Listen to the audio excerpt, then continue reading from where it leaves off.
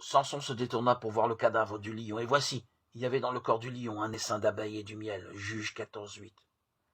Il est très intéressant d'observer un essaim d'abeilles. Elles peuvent vivre dans un arbre creux, dans une caisse en bois, ou même dans la carcasse d'un lion.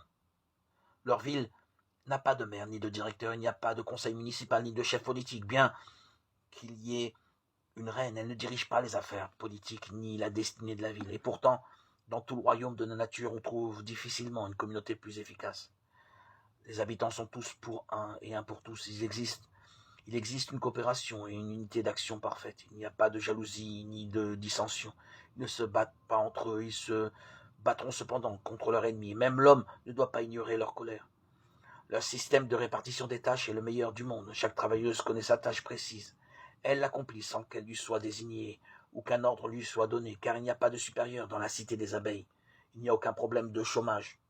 Peut-être Dieu veut-il, par exemple, l'exemple de ces petites créatures fascinantes, nous apprendre comment nous devons fonctionner dans les assemblées des saints.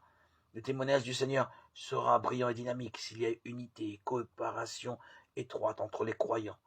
Si nous reconnaissons que l'ennemi est le diable et non pas nos compagnons croyants, et si chaque membre du corps travaille selon les capacités que Dieu lui a données. À la différence des abeilles qui agissent par instinct et sous l'action des phéromones, nous avons un supérieur très réel et très précieux. Le Saint-Esprit est en nous et parmi nous pour glorifier Christ et pour nous guider dans toute la vérité. Quelle nourriture excellente, comme du miel, est produite parmi les croyants pour la gloire de Dieu et pour l'édification mutuelle, dans l'amour, lorsque nous agissons dans une réelle soumission au Saint-Esprit, notre divin directeur.